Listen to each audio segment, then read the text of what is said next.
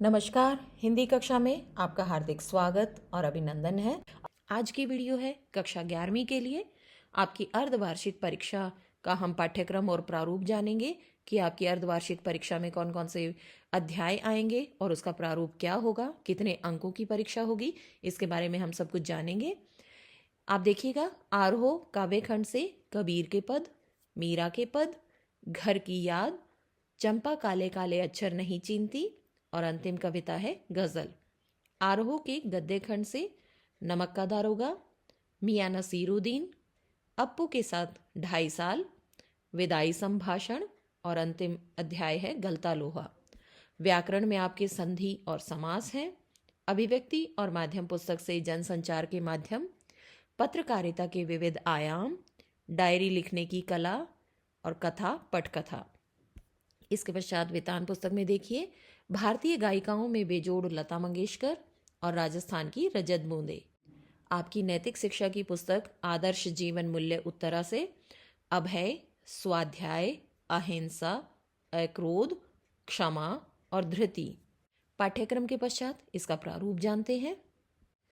यहाँ पर देखिएगा कक्षा 11वीं और 12वीं के पाठ्यक्रम के बारे में देखते हैं।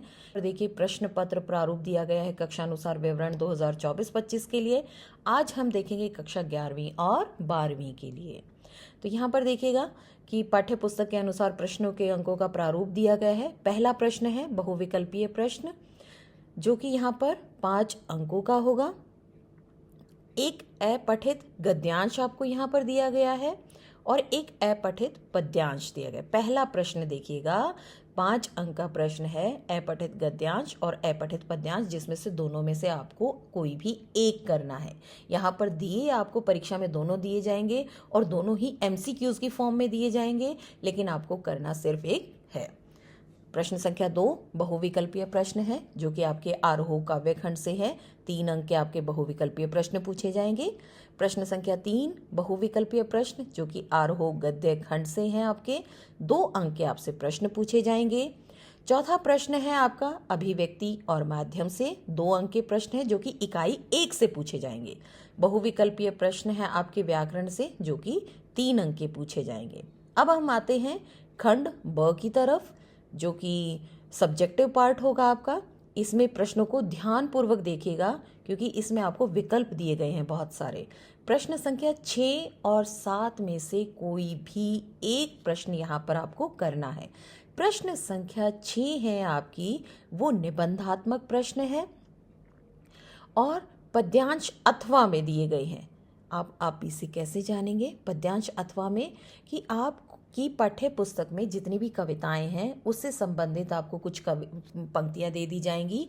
उनकी आपको सरलार्थ करना भी दिया जा सकता है, या फिर उस पद्यांश पर आधारित आपको प्रश्नोत्तर भी दिए जा सकते हैं। दोनों में से आपको कुछ भी यहाँ पर दिया जा सकता है।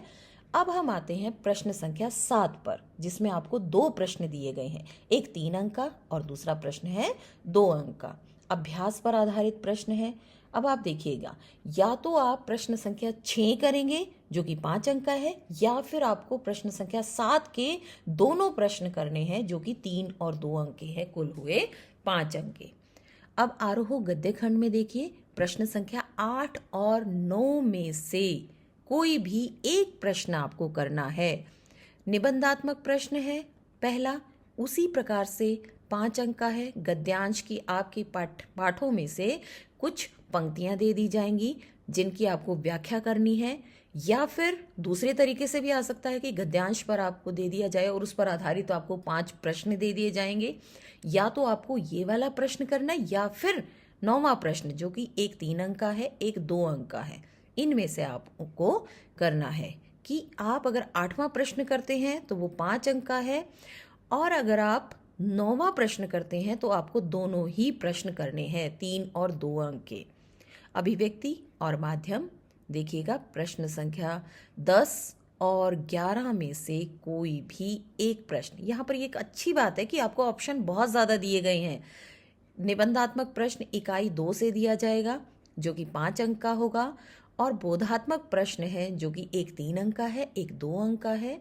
3 अंक का प्रश्न आएगा आपका इकाई 2 से, दो अंक का प्रश्न आएगा आपका इकाई 1 से। दोनों ही अनिवार्य हैं, या तो आप प्रश्न संख्या 10 कीजिएगा या आप प्रश्न संख्या 11 कीजिएगा। यहाँ पर प्रश्न संख्या 10 करते हैं तो आप एक ही प्रश्न करना है, प्रश्न संख्या 11 करते हैं तो आपको 2 प्रश्न करने हैं। अब वितान में देखिएगा, एक दो अंक के आपके 2 प्रश्न दिए जाएंगे जो कि बोधात्मक प्रश्न है दोनों ही। इसके पश्चात व्याकरण में देखिए, बोधात्मक प्रश्न है 2 अंक का, अलंकार अथवा संधि। अलंकार से भी प्रश्न पूछे जा सकते हैं।